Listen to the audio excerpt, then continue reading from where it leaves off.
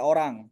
Jadi bisa membuat video sendiri dengan seakan-akan orang itu yang membuat videonya langsung. Jadi pernah suatu ketika itu dipermasalahkan juga bahwa ada seorang bikin video persis sama suara-suaranya persis, padahal itu bukan orang itu yang bikin, tapi karena AI. Nah, maka kedepannya nanti teman-teman muda nggak hanya mampu menjadi pengguna atau pengguna dari teknologi, tapi harus juga mampu menjadi pembuatnya dan juga sebagai pengawas teknologi. Karena berbahayanya kalau misal teknologi yang sedemikian maju ini tidak diikuti dengan pengawasan yang benar, tidak dengan pengawasan yang tepat, maka berbahayanya bisa digunakan untuk merugikan bahkan memecah belah perbedaan-perbedaan yang selama ini berusaha kita rawat untuk kita satukan seperti itu. Nah, dalam konteks merawat perbedaan nih, Mas Atta, dengan adanya perkembangan saat ini, gimana mungkin yang saya lihat dari kacamata saya, dunia ini mulai banyak dipengaruhi oleh yang ada di platform sosial media atau platform digital. Nah, kira-kira apakah perlu atau apakah bisa teman-teman muda ini mengambil porsi di situ untuk merawat perbedaan-perbedaan yang ada, merawat toleransi yang ada? Tentunya segala hal saat ini nggak ada yang mustahil ya misalnya. Kalau kalau dulu mungkin kalau mau berkabar itu harus pakai surat. Sekarang kita bisa telepon-teleponan, bisa pakai WA.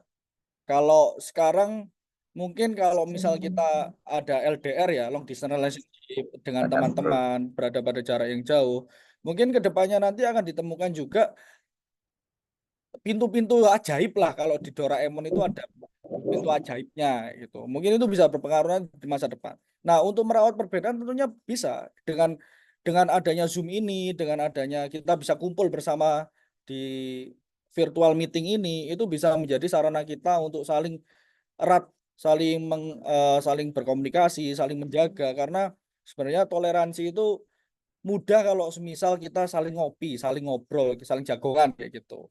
Tuh. Oh, ini ada senior saya, ini ada Pak Oto. Mohon izin Pak Oto.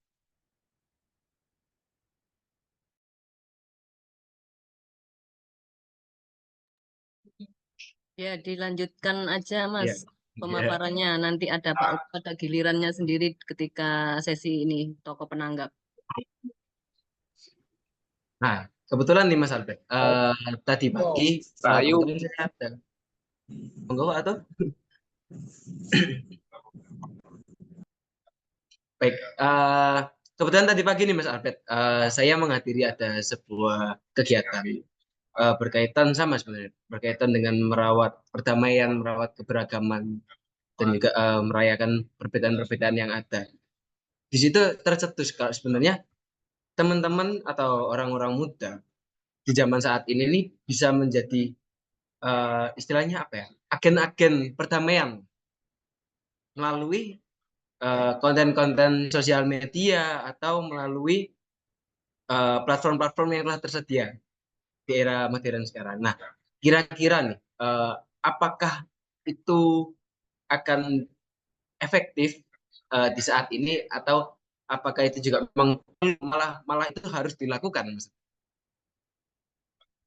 Oke, terima kasih Mas Angga. Jadi berbicara tentang media sosial saat ini pengguna media sosial di Indonesia itu hampir di angka 80-90%. Dan tentunya persebaran penyebaran informasi itu dimulai di media sosial sekarang yang paling banyak sehingga teman-teman bisa mengetahui informasi dari belahan dunia manapun dalam waktu yang cukup cepat, dalam waktu yang relatif singkat. Nah, untuk eh, penggiringan opini itu pun akan sangat mudah dilakukan di media sosial. Bahkan media sosial bisa mengatakan seorang yang baik itu menjadi buruk, seseorang yang buruk itu menjadi baik, tergantung pada bagaimana dia melakukan branding di media sosial. Begitupun juga tentang perbedaan yang ada. Kayak kita di sini kita merayakan perbedaan tuh. Kita menganggap bahwa perbedaan yang ada itu harus kita rawat. Perbedaan itu memang pada dasarnya adalah hal yang lahir di Indonesia ini. bahwa melihat perbedaan itu tidak sebagai lawan, tapi sebagai sebuah kekayaan di bangsa Indonesia ini. Tapi melihat banyak orang yang juga nggak setuju dengan itu. Banyak orang yang melihat bahwa perbedaan ini musuh, perbedaan ini harus diselesaikan. Harus kita satukan semuanya, harus kita samaratakan. Nah, itulah yang berusaha kita lawan selama ini. Bahwa perbedaan itu memang pada dasarnya itu baik. Karena kita nggak bisa melihat lukisan itu hanya dari satu warna hitam atau warna putih atau warna merah, maka lukisan itu tidak akan menjadi baik. Tapi berbicara banyaknya warna yang ada di Indonesia ini, banyak suku, budaya, banyaknya adat istiadat, banyaknya agama-agama yang ada di Indonesia ini, maka itu akan menjadi warna-warna tersendiri bagi Indonesia. Sehingga Indonesia ini bisa dilihat sebagai lukisan yang indah bagi bangsa-bangsa di luar. Dan itu kenapa kita di sini sama-sama merayakan perbedaan, kita merawat perbedaan-perbedaan yang ada, sehingga Indonesia ini masih tetap menjadi warnanya sendiri, Indonesia masih tetap menjadi lukisan yang indah itu sendiri. Tapi berbicara tentang merawat dan merayakan perbedaan itu, maka kita harus bersama-sama gotong royong, bahu-membahu untuk saling berbicara bahwa perbedaan ini bukanlah suatu musuh. Cara paling mudah ya lewat media sosial. Karena anak-anak muda saat ini itu lebih gampang dibilangi oleh TikTok daripada dibilangi oleh ibu bapaknya. Lebih gampang dibilangi sama ChatGPT, diajari oleh ChatGPT sama Google daripada diajari sama dosennya. Sehingga kalau kita nggak memberi warna di media sosial, maka yang berbahaya adalah mereka lebih memilih untuk belajar dari Google dan dari TikTok yang kita nggak tahu kebenarannya seperti apa, apakah itu hoax atau tidak. Nah, itu kita harus mewarnainya mulai dari media sosial. Seperti itu. Baik, kalau dalam konteks merawat atau merayakan perbedaan, mungkin akan muncul perdebatan nih, di zaman sebelum kita dan zaman sekarang, Mas. Eh, maksudnya peran sosial media dengan pertemuan secara langsung dalam merawat perbedaan. Menurut Mas Albert ini gimana sih mengatur atau istilahnya mana yang akan lebih baik? Kita fokus lewat media sosial kah atau fokus lewat pertemuan-pertemuan untuk bisa merawat merawat perbedaan-perbedaan yang ada, merawat toleransi yang ada. Oke, tentunya berbicara mana yang lebih baik kita nggak bisa samakan ya. Karena berbicara yang lebih baik, semuanya baik. Jika kita terkendala jarak, maka media sosial dan juga pertemuan via online itu baik. Tapi kalau misal nggak ada jarak, ya kenapa kita nggak ketemu? Karena menurut saya pribadi, pertemuan itu sangatlah istimewa ya, karena kita bisa saling mengerti, kita bisa guyonan kayak gitu, kita bisa main kartu kayak gitu. Nah, itu akan lebih feel dapat. Nah, kita kalau misal bersentuhan itu kita bisa lebih mendapatkan feel-nya kayak gitu. Nah, tapi dengan kondisi saat ini, persebaran di media sosial yang kita belajar ya tahun 2017, kita belajar tahun 2019 di mana hoax dan lain sebagainya itu sangat cepat di media sosial. Nah, itu yang itu menjadi alasan munculnya benih-benih perpecahan di tahun 2017 dan 2019, apalagi dipengaruhi oleh politik, dipanasi oleh mesin-mesin politik seperti itu. Nah, maka kalau berbicara media sosial, kita juga harus melakukan kalau saya bilangnya saya melakukan pertempuran di media sosial untuk menjaga perbedaan dan menjaga Indonesia ini melalui media sosial. Dengan cara apa? Menyebarkan konten-konten positif terkait perbedaan itu indah, terkait bahwa kita itu dilahirkan memang berbeda satu sama lain dan nggak masalah. Justru itu yang mewarnai bangsa ini menjadi lebih baik dan menunjukkan bahwa bangsa ini tidak lahir hanya karena satu golongan tertentu, satu agama tertentu, tapi bangsa ini lahir dan merdeka karena perjuangan semua rakyat, karena perjuangan semua golongan, semua adat, semua agama, semua berjuang dan bertarung di lintasannya masing-masing. Dan bahwa itulah yang harus kita rawat sampai saat ini. Karena banyak yang iri lah sama ramainya Indonesia, sama banyak perbedaan di Indonesia. Sehingga mereka, wah ini nggak bisa nih Indonesia dibuat damai-damai aja. Kalau Indonesia damai berbahaya nih. Mereka bisa jadi negara maju karena banyaknya sumber daya alam yang ada di Indonesia ini. Maka perbedaan itu perlu dirawat dan perubahan yang semakin kencang ini perlu kita imbangi juga bahwa nggak ada yang memang bisa mengalahkan pertemuan secara darat atau offline. Tapi jikalau memang kita perlu bertarung di jalan lintasan kita masing-masing, maka yang paling penting kita juga harus mengimbangi pertarungan di media sosial agar narasi terkait perbedaan itu tetaplah mengatakan bahwa perbedaan itu indah dan perlu kita rawat. Seperti itu. Nah, kira-kira nih Mas, tadi kan posisi sosial media ini kan memegang peran yang cukup penting. Selain pertemuan juga membangun rasa antara satu sama lain. Nah, untuk kita bisa istilahnya masuk ke media sosial, itu ada nggak sih kira-kira cara atau kiat-kiatnya lah, atau yang sekarang media sosial seperti apa sih yang bisa didengerin sama teman-teman muda kalau berkaitan dengan isu-isu perdamaian atau perbedaan-perbedaan yang ada.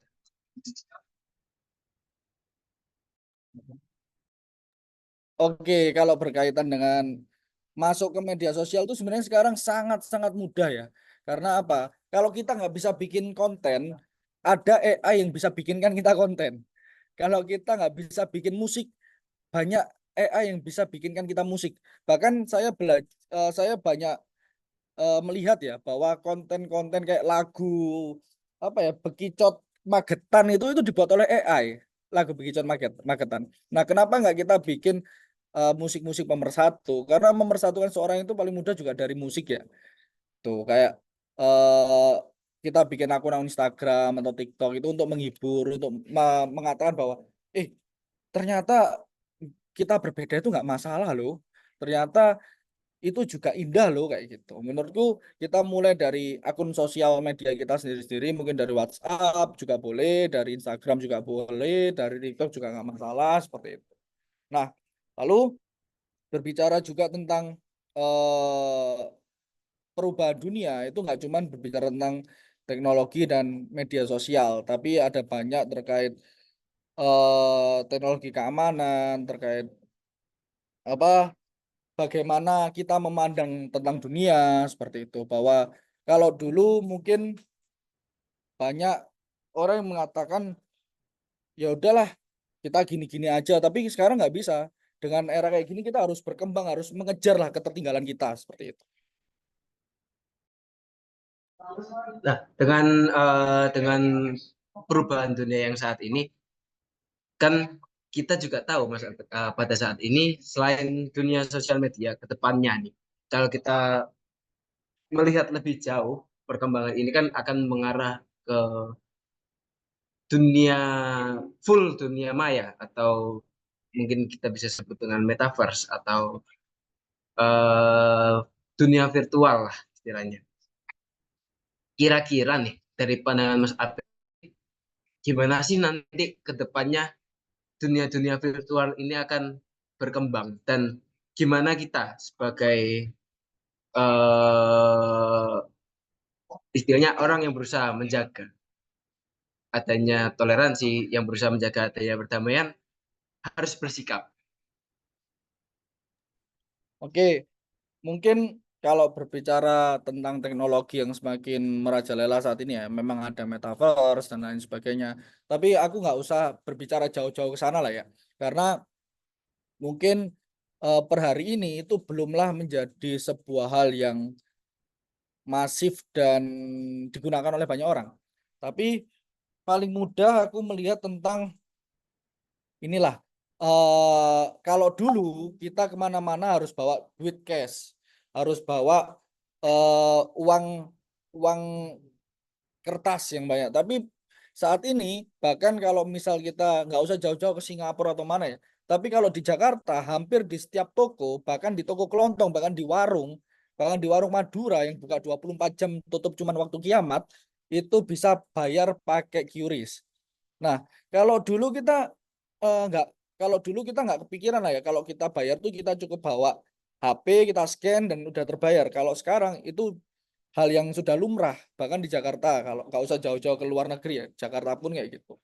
Nah maka kedepannya eh, bisa saja pertemuan-pertemuan atau apa itu sudah tidak relevan atau seperti apa itu. Tapi tetap pertemuan itu menjadi hal yang luar biasa saat saat semuanya sudah masuk ke ranah online mungkin jatuhnya nanti on hal media online dan lain sebagainya itu menjadi biasa. Sehingga yang menjadi luar biasa adalah pertemuan offline. Mungkin akan ada pergeseran ke arah situ. Dan untuk berbicara tentang menjaga perbedaan yang ada, merawat perbedaan yang ada, tentunya kita perlu bareng-bareng, gotong royong untuk melihat, oh di daerah-daerah seperti ini itu perlu pendekatan khusus media sosial. Kita perlu menggiring opini bahwa, oh konflik-konflik yang ada ini ternyata bukan konflik agama loh, bukan konflik adat loh, tapi konflik salah paham aja, salah omong dan lain sebagainya. Gitu. Jangan turut serta untuk membakar suatu yang mengarahkan itu terhadap perpecahan lah kayak gitu. Baik, terima kasih Mas Albert. Mungkin ada hal-hal yang ingin disampaikan lagi Mas Albert di dalam forum ini. Bagiku bahwa dulu itu sangat susah lah untuk kita merdeka kalau kita melihat sejarah ke belakang. Sangat susah untuk merdeka. Kita perlu dijajah ratusan tahun untuk akhirnya menemukan spirit yang sama untuk merdeka. Dan kemerdekaan itu bukanlah karena satu golongan tertentu, bukanlah karena satu agama tertentu, bukanlah karena satu adat tertentu, tapi kemerdekaan itu di, eh, diraih dengan ratusan darah, ya dengan puluhan, ratusan ribuan bahkan jutaan manusia yang mati, warga Indonesia yang mati untuk menyumbangkan darahnya untuk kemerdekaan ini, sehingga kemerdekaan bangsa Indonesia ini dibopong dengan ratusan korban yang harus meninggal untuk memerdekakan bangsa ini. Dan banyaknya korban, banyaknya orang yang mengorbankan dirinya untuk Indonesia ini itu juga tidak hanya disokong dari satu, dua, tiga golongan tertentu atau agama tertentu, tapi semuanya. Susahnya kita merdeka itu harusnya menjadi satu pintu masuk utama bahwa kita harus melihat menjaga kemerdekaan itu tidak hanya menjaga kemerdekaan tentang kita tidak dijajah lagi, tapi kemerdekaan yang penting adalah bagaimana kita benar-benar melihat bahwa Indonesia ini merupakan satu-satunya Pancasila, Bhinneka Tunggal Ika itu satu-satunya hal yang final di bangsa ini, di Indonesia ini, dan tidak boleh tergantikan.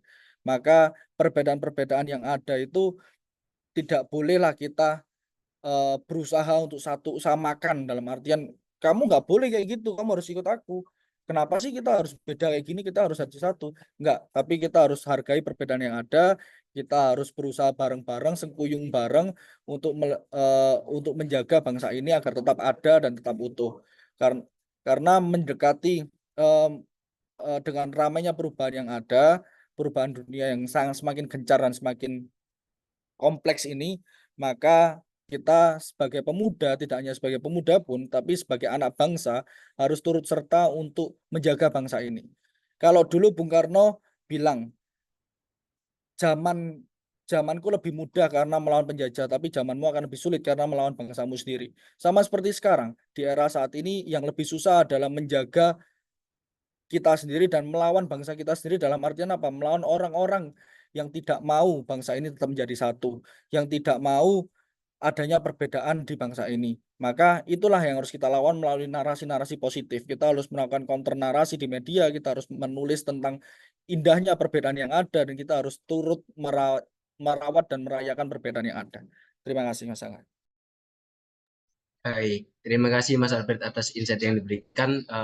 Menarik, ada beberapa kata yang bisa saya kutip dari Mas Albert. Mungkin saya simpulkan sedikit bahwa pada era saat ini memang era digital mulai merajalela dan kekuatan sosial media memang memiliki peran yang cukup besar dalam mempengaruhi pola pikir dan cara pandang, terutama di teman-teman yang masih usia muda ya, Mas Albert. Lalu juga Mas Albert tadi juga mengatakan akan lebih sulit untuk melawan bangsa sendiri di saat ini. Bangsa yang tidak menginginkan adanya perdamaian, menginginkan adanya toleransi. Mungkin terima kasih banyak Mas Albert. Langsung saja kita ke penanggap ya, kali ini. Kita mulai dari penanggap pertama, mungkin dari Bapak Oto. Pada yang terhormat Bapak Oto Bambang Wahyudi.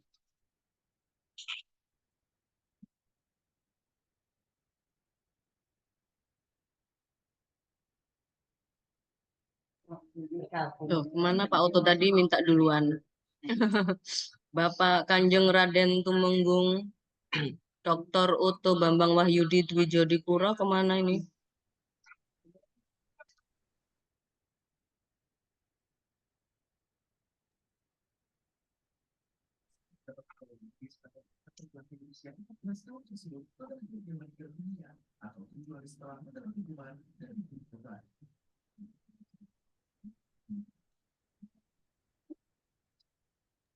Mungkin bisa giliran ke toko yang lain dulu, Mas. Pak Oto mungkin terpental. Oke, baik Mbak Wulan. Oke, kita mulai ke penanggap dari agama Buddha, pada yang terhormat Bapak Upasaka Teddy Tahir. Apakah sudah bergabung di dalam Zoom?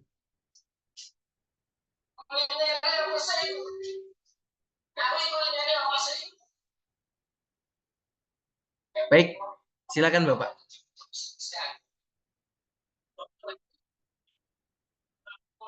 Oh, J, mungkin Bapak Teddy Tahir ini lagi ada keperluan. Nanti akan kita mungkin dari Di toko Islam dulu mungkin, penanggap Mas. dari Dari Islam, Pak. agama Hindu, Pak Gede Oh, Wasudewa. dari ya. Hindu dulu nggak apa-apa. Ya, baik. Terima kasih atas waktunya. Mohon izin Mas Angga, saya off cam ya, karena sepertinya sinyal di rumah kurang bagus ini. Sangat bagus sekali diskusinya tadi antara Mas Albert dan Mas Angga. Ternyata kita sebagai anak-anak muda, saya juga masih muda nih, masih di bawah 30 ya, masih muda ya. Banyak sekali ya yang bisa kita sumbangkan untuk mengubah dunia. Nah, tadi sosmed. Nah, kita sekarang kalau kita berbicara sosmed, memang kita sebagai anak muda yang banyak megang peran di sana. Kebetulan saya sedikit aktif di Twitter ya. Di sana banyak anak-anak muda, bahkan ada yang punya akun alter gitu ya, akun second account gitu ya. Yang di mana second account itu dia di luar jati dirinya. Ya. Sehingga dia lebih bisa mengeksplor diri aslinya, dan dia di second account itu bisa berbuat sebebasnya. Nah, ini yang kadang-kadang juga malah membuat generasi muda itu lebih banyak sekarang kecanduan dengan sosmed gitu, sehingga di real life-nya dia tidak akan bisa seperti di sosmed seperti itu. Nah, jika kalau itu dibiarkan terus kan berarti kedepannya ini generasi kita di kedepannya ini malah hanya berani keluar-keluar di sosmed saja, tetapi ketika nyata bertemu secara langsung tidak ada taringnya gitulah. Nah, bagaimana sekarang mungkin tanggapan dari Mas Albert dan yang lainnya, bagaimana sih sekarang kita juga generasi muda ini mau berbicara, mau tampil di depan umum gitu ya, tidak hanya di sosmed saja yang berani keluar-keluar, tapi juga di depan umum ya. Seperti yang tadi sudah dibilang Mas Albert juga, Bung Karno pun juga bilang begitu kan, kita ini anak muda lah yang nanti akan membawa bangsa ini ke depannya nih menjadi lebih baik lagi. Tapi kalau kita hanya berani di sosmed saja, tidak pernah berani tampil gitu ya, entah tampil dalam hal prestasi atau yang lainnya, ya hanya berani di second account aja gitu, maka kita akan mengalami kemunduran. Nah, bagaimana pandangan Mas Albert juga terkait hal ini? Apakah pandangan saya ini mungkin tidak sepenuhnya benar atau memang begitu realitanya? Nih, mungkin begitu Mas. Terima kasih. Baik, terima kasih Pak Gede Wasudewa. Memang mungkin agak relate ya Mas Albert ya. Langsung saja Mas Albert, ditanggapi Mas Albert. Oke, terima kasih Mas Wasudewa. Itu yang ya memang faktanya seperti itu, Mas. Cuman saya tidak mengeneralisir bahwa semuanya seperti itu ya. Memang faktanya ada yang seperti itu. Tapi bukan berarti saya tidak menegasikan ya bahwa berkarya secara offline, tampil secara offline dengan di media sosial itu merupakan hal yang berbeda. Enggak, saya tidak menegasikan antara media sosial dan offline, tapi keduanya penting, tapi semua memiliki lintasannya masing-masing, semua memiliki istilahnya jalur yang mereka pilih berjuang di mana. Kalau memang ada orang yang memang lebih nyaman berjuang di media sosial, ya kita cover juga di darat secara kalau dalam konteks penggiringan sih, maka harus ada yang berjuang di atas di udara, ada juga yang harus berjuang di darat untuk membumikan narasi dari udara itu. Nah, kalau misal untuk melatih teman-teman untuk berbicara tampil secara offline, itu di Pemuda Katolik sendiri ini Mas ya, kami melakukan proses kaderisasi dengan langsung mencemplung itu di kolam yang mereka. Aku secara pribadi melakukan proses kaderisasi itu tidak terlalu banyak dengan teori, mungkin 20% atau 30%, biar orang-orang paham lah, oh maksud ini. Tapi yang lebih banyak kami terapkan adalah praktek-praktek. Jadi kayak semisal teman-teman bilang, di daerah sini loh Mas ada gini. Ya udah, terus apa yang kamu lakukan? Nah, kamu udah melakukan sesuatu belum? Kamu nggak bisa dong terus menyalahkan pemerintah atau terus menyalahkan siapapun yang ada di situ. Tapi kamu juga harus turun ke tempat itu untuk gimana sih mengetahui kondisi real di lapangan. Maka itu yang kami berusaha latih untuk teman-teman. Jadi kami utus langsung mereka ke dalam untuk mengetahui permasalahan seperti itu gimana, dan kamu harus tanggung jawab karena kamu punya nilai yang kamu perjuangkan dan kamu harus perjuangkan nilai itu sampai itu tercapai. Saya rasa metode paling mudah untuk mengajarkan seseorang itu dengan mencemplungkannya langsung, Mas. Iya, Memang baik. kalau dari Mas Albert biasanya uh, uh, saya kami yang pemuda Katolik kan Mas Albert, ya kamu suka apa langsung masuk ke sana. Nah, mungkin teman-teman muda yang lain itu memiliki hal yang sama. Jadi mereka nggak bisa dipaksa masuk ke kolam yang mereka nggak suka. Tapi kalau kolam yang mereka suka mungkin dipaksa masuk, mereka masih bisa lah untuk bergerak sedikit-sedikit dan belajar di situ. Gitu Mas Wasudewa. Mungkin ada tanggapan. Ya, baik, terima kasih. Saya juga setuju dengan Mas Albert ya, dengan Mas Angga. Memang semua ada sisi positif dan negatifnya. Ya mungkin positifnya bagi orang yang mungkin introvert gitu ya. Jadi dengan adanya sosmed ini merasa lebih nyaman, lebih bebas ya, dan bisa berjuang juga melalui itu walaupun pakai akun yang anonim gitu ya. Kan banyak sekarang beredar. Nah, tapi negatifnya tentu ada sosial masyarakatnya bisa berkurang gitu.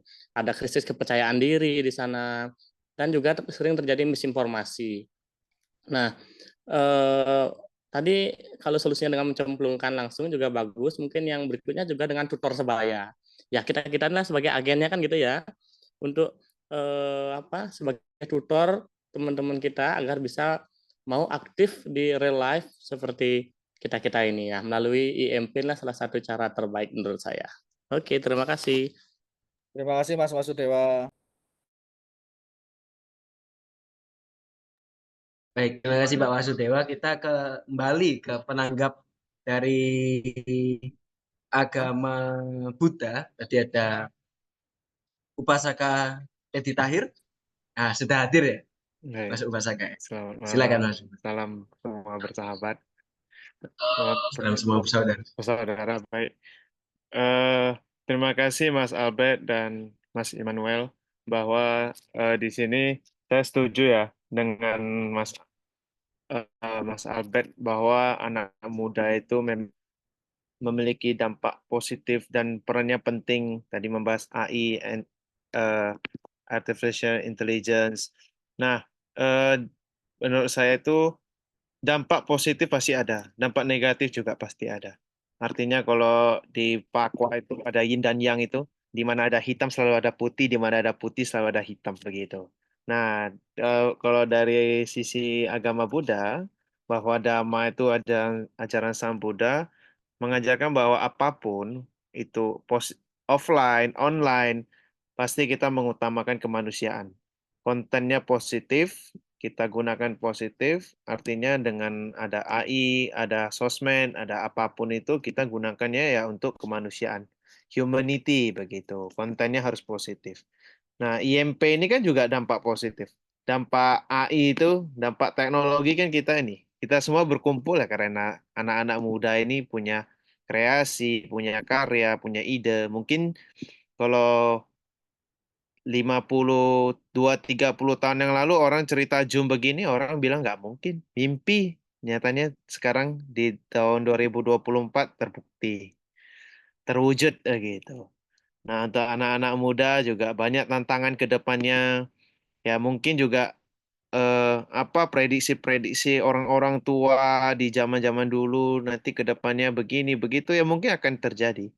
Begitu. Ya, weather baik, positif atau enggak ya kita lihat nanti ke depannya. Jadi kalau eh, anak-anak muda mengutamakan meng- mengejar konten yang negatif, menyebarkan hoax, ya kan? Nah, itu tentu akan lebih berat. Nah, untuk anak-anak muda yang mau maju itu kan tentu kita harus punya kemampuan skill. Dan ada yang satu lebih penting. Kalau di dalam agama Buddha itu kita harus punya karma baik. Nah, itu kekuatan kebajikan. Nah, artinya apapun zamannya, whether itu offline, online, waktu orang dulu belum ada teknologi, kertas, dan sebagainya, kekuatan kebajikan itu tetap ada. Hingga sekarang masih kita rasakan. Begitu. Nah, ada teknologi ini sebenarnya itu seperti memegang pisau. Jadi memegang pisau, mau digunakan untuk apa pisaunya? Motong buah, motong sayuran, itu positif. Tapi kalau untuk nusuk orang juga bisa begitu, nikami orang kan, nah itu negatif. Jadi kita seperti memegang pisau. Whether itu positif atau negatif, ya tergantung kita. Nah, untuk memupuk karma baik, karma buruk, ya tentu kita harus mengkondisikannya begitu. Hukum tabur tuai begitu. Jadi kalau kita menabur yang baik, nanti kelak akan menuai yang baik begitu dan sebaliknya. Mungkin dari situ aja Mas Albert dan Mas Immanuel silakan. Terima kasih. Terima kasih Mas Dedi Tahir atas tanggapannya. Mungkin karena nggak ada istilahnya tidak ada pertanyaan yang dikembalikan ke Mas Albert, kita langsung lanjut ke penanggap selanjutnya ya. Oke, kita ke penanggap selanjutnya, penanggap dari agama Islam pada yang terhormat Ustadz Lukman Hakim. Selamat malam, Ustadz. Selamat malam semuanya. Salam semua saudara. Salam semua saudara. Suara kami bisa terdengar ya? Aman. Bisa, Ustadz. Kami mau menyampaikan sedikit saja bahwa dunia ini selalu berubah. Maka perubahan itu adalah keniscayaan. Pasti terjadi. Dalam teori sosiologi banyak hal yang dikupas tentang perubahan sosial, perubahan dunia. Bahkan perubahan itu bisa diperkirakan sejak dini, bahkan direncanakan. Jadi dulu ada era klasikal, era modern, postmodern, bahkan sekarang after postmodern, ini semuanya pasti berubah. Tidak mungkin tidak berubah. Pasti berubah. Dan itu keniscayaan. Maka seorang pemuda, karena perubahan itu keniscayaan, seorang sosiolog namanya Solo Somarjan itu pernah mengatakan beberapa hal. Perubahan yang terjadi sekarang itu akan terjadi di masyarakat, terutama sistem sosial, nilai-nilai, dan lain sebagainya. Dan itu sangat berpengaruh dengan apa yang terjadi di pemuda sendiri. Karena sekarang kita membahas pemuda, maka sesungguhnya apa sih yang kita benahi? Karena memang perubahan yang terjadi itu pasti berubah, semua berubah. Apa sih yang perlu kita benahi? Kalau dari pandangan kami pribadi, satu, di pemuda itu sendiri adalah yang paling bisa kita benahi adalah pendidikannya. Pendidikan yang ada di dalam pemuda itu sendiri. Karena pendidikan itu mencakup lingkungan yang ada di sekitar. Karena pendidikan itu mencakup apa yang masuk input yang masuk di pemuda itu sendiri atau siswa-siswi bahkan sampai ke mahasiswa. Nantinya ketika anak itu atau siswa-siswi bahkan kita katakan sekarang pemuda itu mempunyai input yang baik, tadi dikatakan ada kaderisasi di organisasi dan lain sebagainya, itu karena input yang baik. Ketika input yang baik, terutama ya dalam Islam itu takwanya sudah kuat, imannya kuat, apapun yang berubah, dia tetap konsisten pada relnya. Ketika relnya itu adalah Islam, atau relnya itu dia merayakan perbedaan, maka itu yang terjadi. Karena inputnya sudah benar. Karena kita tidak bisa merubah semuanya. Pasti ada satu hal yang harus kita rubah. Apa yang kita rubah? Yang paling penting, yang paling dominan, bukan siapa-siapa, tapi diri kita sendiri. Ada satu kaidah itu, aslih nafsaka yasluhakan nas. Ubahlah dirimu, maka lingkungan sekitarmu akan berubah. Kalau kita memikirkan AI lah, apalah, media sosial, dan lain sebagainya, pasti berubah. Dan dulu tadi dikatakan, dulu kita menerima kabar di Jakarta ada kebakaran misalkan. Itu tahun 90, 92, itu 1 bulan di kota saya, kebetulan saya di Lamongan. Di Lamongan itu paling minimal 1 bulan setelah ada kejadian kebakaran itu baru menerima. Tapi sekarang karena globalisasi, semuanya sudah menjadi satu. Bahkan sekarang mengembang jadi AI, dan pemuda sekarang memegang itu di genggamannya masing-masing. Maka yang kita benahi mungkin dari dirinya melalui pendidikannya. Inputnya yang ada di dalam pemuda itu sendiri. Dari situ sebenarnya ketika kita memandang pemuda itu sekarang mungkin kurang apalah, ada hal negatif. Sebenarnya saya memandang, kami pribadi memandang kurangnya role model. Karena siapa yang dipandang? Ketika dia memandang seseorang, misalkan Pak Albert atau Mas Angga dipandang baik, bijaksana, atau disiplin dan lain sebagainya. Tapi ketika pemuda itu input yang masuk di dalamnya, tidak ada yang dipandang. Siapa role model saya? Siapa yang saya jadikan model? Siapa yang pengen jadi, kalau bahasanya itu uswah, panutan saya itu siapa? Ketika itu sudah ada di benak masing-masing pemuda, panutan saya adalah si A, si B, si C. Katakanlah sekarang panutan saya pendiri IMP ya atau Gus Nizam. Itulah yang nanti dicontoh plek-tiplek bahasanya itu. Karena sekarang kehilangan itu, mungkin kehilangan sosok yang dicontoh, yang menjadi contoh itu yang hilang. Jadi perubahan tetap terjadi, tapi contohnya otomatis akan mengikuti dharma atau mengikuti ajaran yang telah digariskan oleh masing-masing agama. Ketika sudah mengikuti itu rule-nya, mungkin perubahan apapun yang terjadi di sekitar kita, baik lingkungan dan lain sebagainya, perubahan bagaimanapun tetap insya Allah pada rule-nya masing-masing. Itu mungkin yang bisa kami sampaikan. Mohon maaf jika salah atau kurang. Intinya saya sangat setuju yang dikatakan oleh Mas Albert, karena kaderisasi itu sangat penting. Di Katolik mungkin sudah berjalan sedemikian rupa, karena memang itu yang terjadi. Otomatis kan ketika kader itu melihat siapa yang mengkader. Setelah itu dia akan mewarisi sifat-sifatnya. Setelah itu dia akan menyebar ke masyarakat. Setelah itu dia menjadi agent of change. Dia jadi orang yang merubah.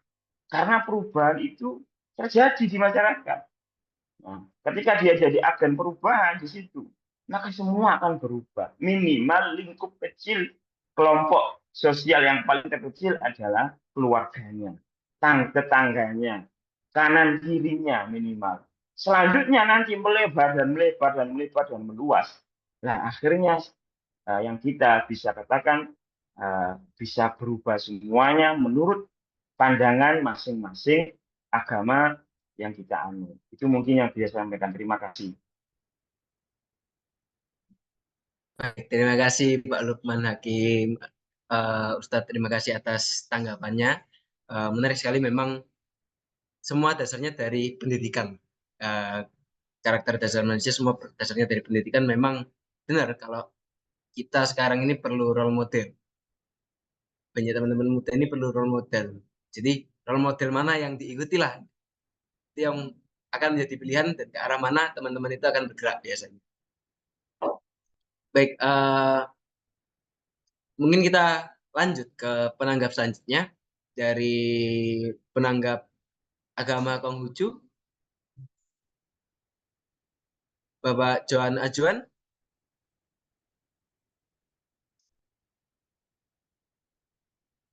Terima kasih. Oh, Selamat malam, Pak Johan.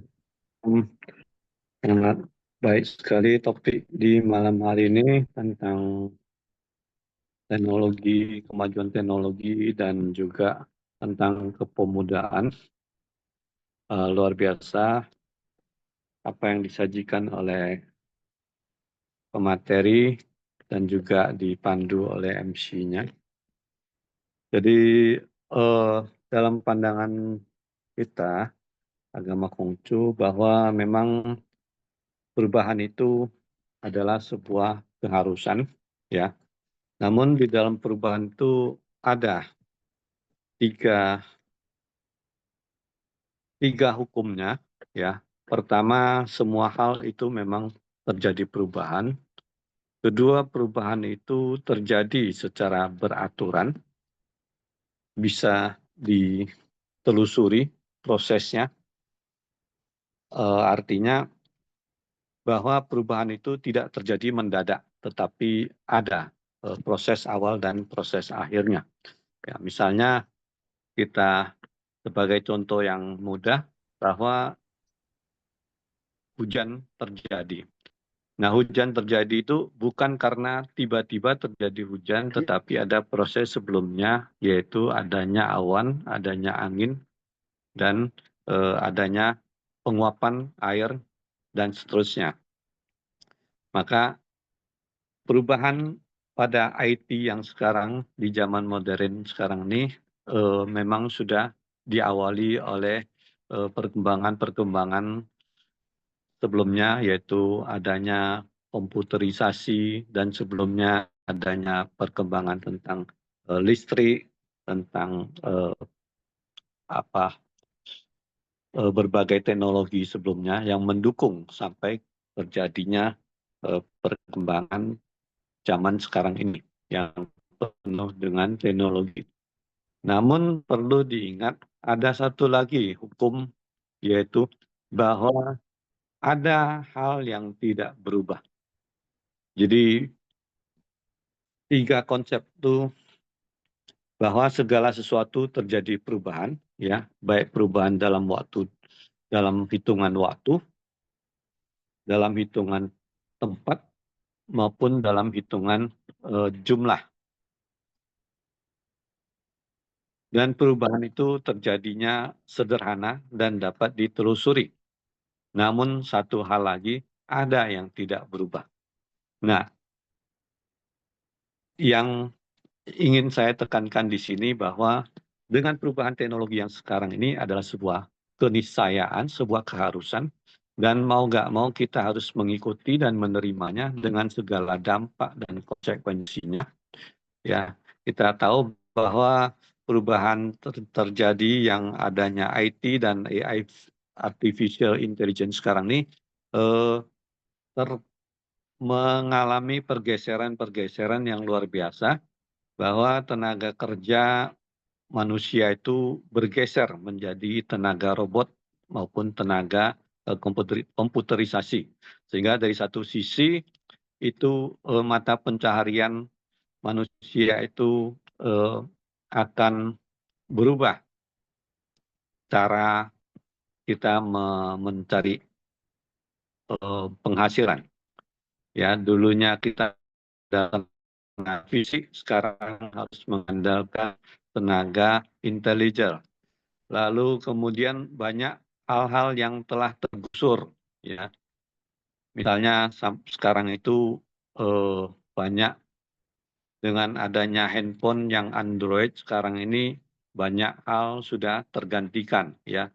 Tidak ada lagi namanya tustel, tidak perlu lagi jam tangan, tidak perlu lagi tape recorder, bahkan televisi sudah terancam juga dan seterusnya. Ya.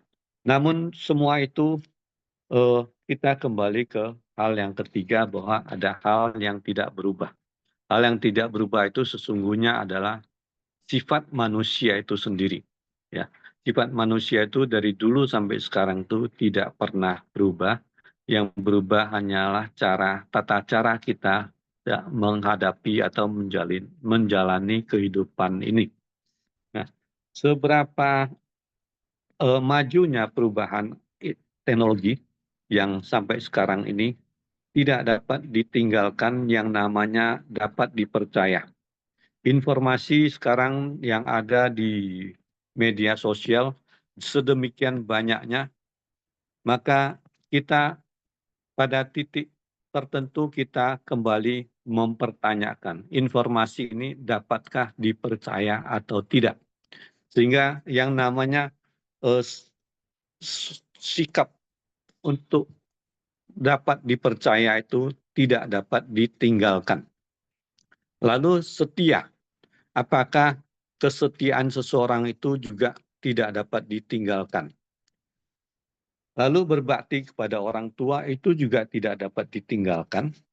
Dan kita di dalam pergaulan juga sesama kita juga harus saling mengalah, tidak sombong, itu juga tidak dapat ditinggalkan. Kemudian adanya sopan santun itu juga tidak dapat ditinggalkan. Adanya rasa kebenaran dan keadilan itu juga tidak dapat ditinggalkan. Dan adanya rasa tahu malu itu juga tidak dapat ditinggalkan. Maka dengan meskipun kita mengalami masa modern sekarang ini yang dengan perubahan yang demikian cepat ini, namun 8 kebajikan yang diajarkan di dalam agama Konghucu itu ternyata tidak dapat ditinggalkan atau tidak ada perubahan yang bisa terjadi di sana. Yaitu 8 kebajikan itu adalah berbakti kepada orang tua, rendah hati kepada sesama, setia dan dapat dipercaya, kemudian memiliki sopan santun, yaitu kesusilaan, memiliki rasa keadilan dan kebenaran, kemudian tahu malu, dan mempertahankan kesucian hati, tidak berprasangka buruk pada orang lain. Itu ternyata setelah saya kaji-kaji, hal ini masih merupakan prioritas yang utama di dalam kita merajut masa depan kita agar dapat menuju suatu masa depan yang baik dengan kehidupan antar sesama kita yang dapat terjalin dengan harmonis dan rukun. Jadi kiranya kita semua, khususnya anak-anak muda, jangan hanya saja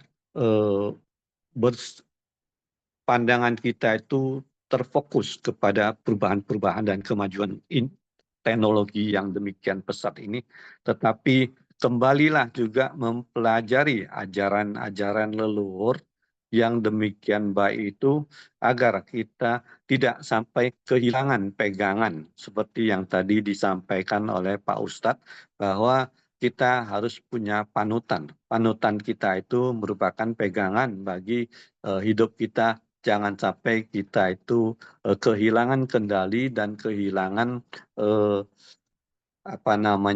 kita tidak tahu lagi sumber dan asal kita itu dari mana. Sehingga kita itu terombang-ambing di dalam lautan besar yang namanya kemajuan IT ini. Kita tidak tahu kita harus mengarah kemana, tetapi kita itu hanya dibawa oleh arus ombak sampai kita kehilangan jati diri kita. Jadi mungkin demikian saja dari saya, sedikit pandangan tersebut. Semoga bermanfaat dan terima kasih atas kesempatan yang telah diberikan. Salam kita semua saudara. Salam kita semua saudara. Terima kasih Pak Johan Ajuan atas tanggapan dan juga masukannya. Mungkin saya membuka kepada teman-teman yang ada di dalam Zoom meeting ini. Barangkali ada yang mau menanggapi lagi. Barangkali ada yang mau memberikan tanggapan terkait pemaparan atau tanggapan-tanggapan yang sudah diberikan oleh tokoh-tokoh yang hadir pada malam hari ini. Atau mungkin ada yang mau bertanya.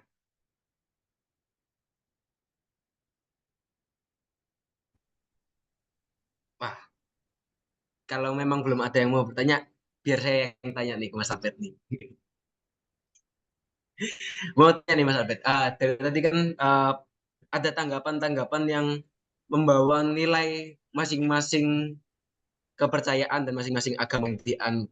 Karena kan di sini kita merayakan adanya perbedaan. Nah, dari Katolik sendiri nih, menanggapi adanya perkembangan saat ini, nilai-nilai apa sih yang harus dipertahankan atau dimiliki orang-orang supaya tidak terbawa arus seperti yang tadi dikatakan sama Pak Johan sama Pak Ustadz tadi.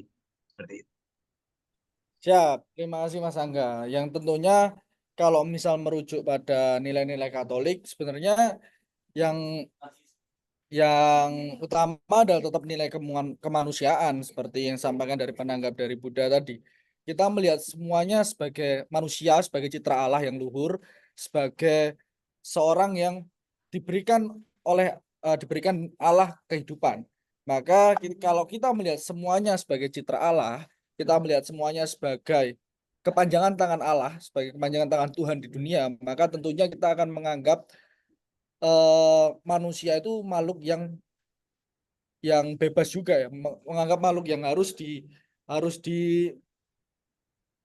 cintai juga. Jadi kalau berbicara tentang kemanusiaan, maka kalau mereka teman-teman menganggap bahwa semuanya manusia merupakan citra Allah yang luhur, maka kita tidak akan melakukan tindakan-tindakan yang menyakiti hati manusia yang lain. Kita tidak akan melakukan tindakan-tindakan yang juga memecah belah, karena pada dasarnya semua itu ciptakan baik adanya, seperti kejadian itu. Kayak gitu sih Mas. Jadi tentunya kita harus melihat semuanya sebagai sama manusianya, sebagai nilai-nilai yang luhur juga, dan kita juga harus pahami bahwa nilai-nilai solidaritas, subsidiaritas, option for the poor, keberpihakan pada kaum yang lemah, maka kita juga harus melihat bahwa kita juga membela teman-teman yang mengalami persekusi, kita membela teman-teman yang berada pada pihak yang lemah, seperti itu. Terima kasih Mas Albert atas jawabannya. Mungkin dari peserta yang hadir di Zoom meeting pada malam hari ini, ada yang mau menanggapi atau ingin bertanya pada Mas Albert? Saya mau bertanya ya, Mas Baik. Erlangga. Saya bersusana. Ya, memang lebih bagus untuk ide-idenya sudah dipaparkan. Kita ini dari agama Katolik, sebetulnya intinya itu kan dari Injil itu kasih ya. Kasih lah. Sebetulnya kita itu mengharapkan para pemuda ya yang penerus bangsa ini itu akan menjadi duta atau pandu kasih itu. Nah, ini yang sebetulnya tadi udah disinggung-singgung tentang toleransi, tentang kedamaian. Tapi nilai-nilai yang dari Injil sendiri yang sebetulnya itu juga untuk mengatasi misalnya kekerasan dan sebagainya itu kan masih banyak sekali. Padahal dari pendidikan sendiri, kalau dari dikti itu di universitas itu diharapkan juga ada pendidikan karakter begitu ya.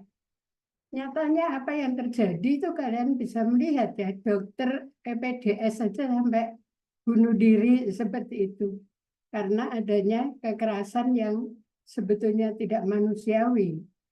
Yang dari SD, SMP, SMA itu dari Jakarta itu juga ada kekerasan-kekerasan seperti itu. Dan nilai kasihnya di mana kalau dilihat seperti itu ya. Terus Anda ini berjuang untuk mengatasi itu, kira-kira wawasan Anda nanti ide-ide apa untuk ya tidak bisa dalam waktu singkat itu melalui proses panjang. Tapi itu kan menjadi misi Anda mestinya itu ya. Menjadi tugas kalian untuk menyatukan segala kita memang berbeda tapi kita manusia yang diciptakan oleh Allah setara. Nah, ini ada kejadian-kejadian seperti itu tuh miris sekali untuk saya ya kalau melihat itu. Masih kejadian yang sangat memprihatinkan dan dengan hal-hal yang sebetulnya tidak ada alasan seperti dokter PPDS, seperti anak yang di sekolah internasional di Jakarta di mana ini itu yang sampai sidang ke pengadilan dan sebagainya.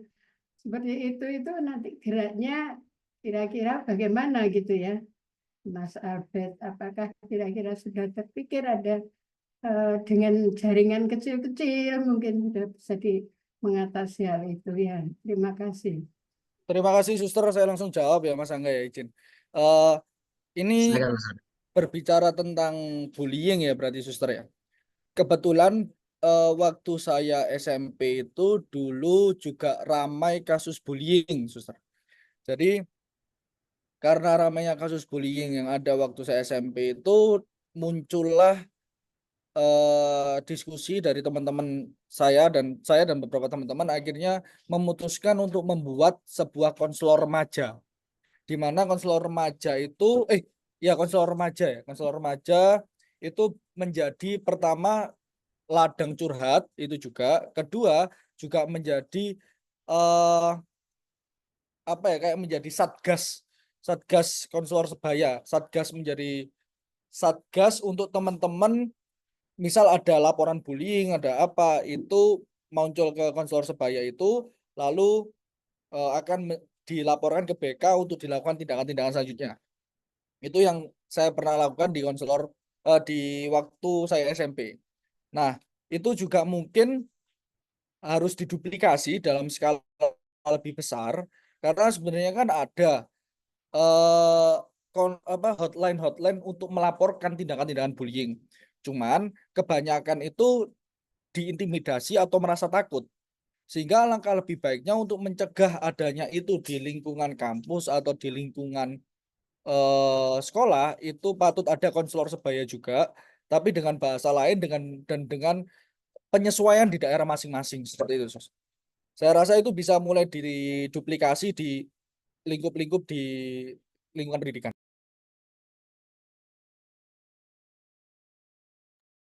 Baik, terima kasih Mas Albert atas jawabannya yang sudah dilakukan Mas Albert berupa konselor sebaya ya tadi ya.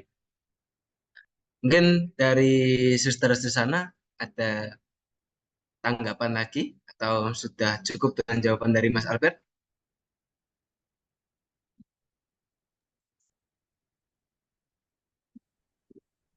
Saya sebetulnya mengharapkan untuk adanya ini PMKRI itu kan juga suatu jaringan yang se-Indonesia ada ya. Nah, bagaimana menggerakkan dari PMKRI misalnya, itu dari semua kota, semua pulau itu ada. Apakah PMKRI juga ada rencana misalnya program untuk menjaring orang-orang yang bisa juga menjadi kaki tangannya dari perdamaian dan untuk toleransi, untuk kepekaan. Nah, Yesus sendiri kalau melihat itu tergerak oleh belas kasihan dan sebagainya. Ini kan suatu misi yang sangat luas dan sangat bagus. Tapi karena Anda ini menjadi garam dunia, ya harus sungguh-sungguh juga ini ya, bahwasannya harus lebih kuat dan jaringan-jaringannya harus banyak gitu ya. Kalau hanya yang satu sekolah yang kecil seperti itu mungkin ya bisa untuk konselor, tapi karena orang nggak berani terbuka, takut diancam dan sebagainya. Nah, ini kan suatu pemikiran yang sangat susah ya, yang masih belum terjamah sama sekali gitu. Nah, ini harapan saya malah dari orang-orang muda ini punya arah ke situ gitu. Ya enggak tahu nanti caranya bagaimana, tapi jangan yang kecil-kecilan gitu ya. Kalau bisa kan yang lebih luas jaringannya. Terima kasih. Oke, terima kasih Suster. Izin kalau semisal setiap organisasi itu pasti kalau kami dari Pemuda Katolik Suster, MKRI memang organ Katolik juga, organ mahasiswa Katolik Republik Indonesia, dan dan tentunya kami memiliki spirit yang sama untuk mengatasi permasalahan-permasalahan itu. Nanti akan coba kami koordinasikan juga untuk membuat mungkin semacam tim taktis gitu, Suster, untuk bekerja sama juga, dan akan membuat hotline juga untuk kami melakukan, untuk ada yang melakukan pengaduan atau butuh bimbingan dari kami untuk berani melaporkan tindakan-tindakan seperti itu. Terima kasih Suster atas saran dan masukannya. Baik, terima kasih Mas Albert, dan terima kasih juga untuk istilahnya gambaran langkah konkret yang akan dilakukan. Memang benar sih, ada beberapa permasalahan yang harus kita atasi dengan cepat. Mungkin untuk diskusi malam hari ini kita cukupkan diskusi dengan Mas Albert hari ini. Saya kembalikan lagi ke Mbak Wulan.